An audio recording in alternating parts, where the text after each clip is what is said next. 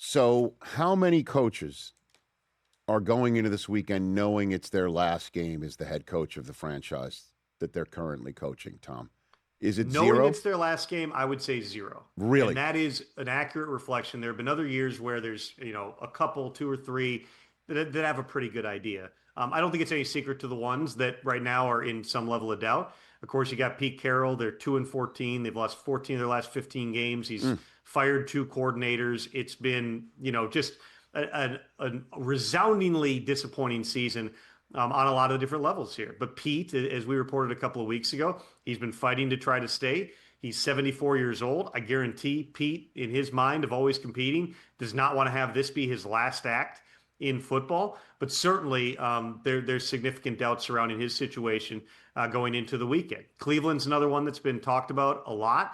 They got a win last week over the Steelers. You've seen a progression of Shedeur Sanders, all the work they've put in with him in terms of the decision-making and the pocket movement, even though he throws a bad arm punt interception last week. But by and large, you've seen growth from him. They got a really good young rookie class. The stance from the front office there has been all along. They want to see the entire season through and then make decisions once they get to the end of it. So those are discussions that, are probably going to go into Monday. Atlanta, the same thing. Arthur Blank, is from my understanding, has communicated that clearly to Raheem Morris and Terry Fontenot. There's no decisions until the end of the year. If you asked me 6 weeks ago, I would say you're probably starting over in Atlanta again. But we all saw Blank celebrating on the sidelines as the Falcons are stunning the Rams last week. They've won 3 in a row. They are playing hard. They're playing hard for Raheem Morris. And so there's a lot for him to think about as well. Obviously there's other teams that have struggled down the stretch. The Cardinals have in a big way. The Colts certainly have after they were the hottest team in football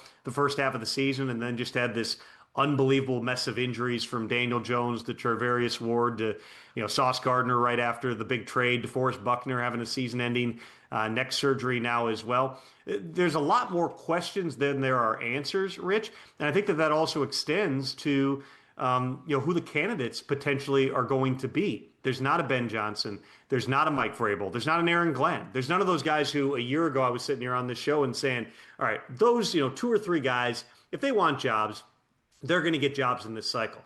We don't have that. Mike McCarthy is certainly in that category. A 60-something-year-old third-timer just isn't going to be for everyone. I think Mike's a really strong candidate. He's the clear one if you want to immediately reestablish core competency because he's won over 60% of his games. He's been to the playoffs 2/3 of his NFL seasons.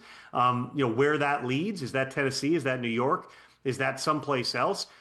Even the teams, I don't believe, have a great deal of clarity here. There's not going to be a situation, Rich, I would say this. There's not going to be a situation like last year where Mike Vrabel took a Jets interview the last week of the regular season, and then the Patriots pulled in a couple of other interviews to clear the decks, and they had Mike Vrabel in place 7 days after the regular season ended.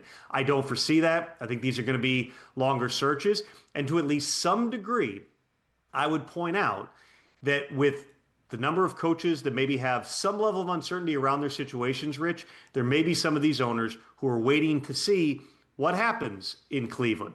What happens in Baltimore? What, if anything, could happen in Pittsburgh? I don't have any indication that Mike Tomlin does not intend to return to the Steelers. I do not believe that Art Rooney is ever going to fire Mike Tomlin. But if there were a world where Mike Tomlin would become available, that potentially could be the type of thing that could change the calculus for somebody as they're deciding what to do with their own coach. You want to take a stab at the quintessential didn't see that one coming?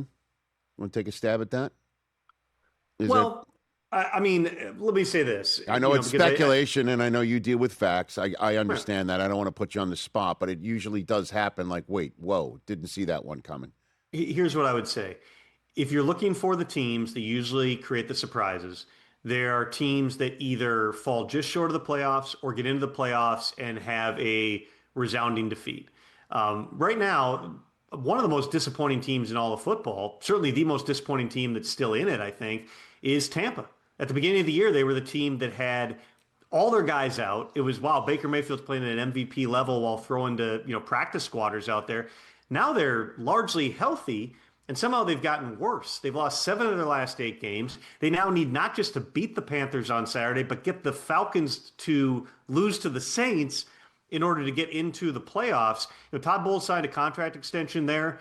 Last offseason, he has won the division each year that he has been there since taking over for Bruce Arians. I would just say that has the hallmarks of, if the Bucs season ends in difficult fashion, that we at minimum, there's a conversation that might be had about exactly what the future is going to look like in Tampa. Hey, you made it all the way to the end. Thanks for that. Check us out every single day streaming live on Disney Plus and the ESPN app 12 to 3 Eastern.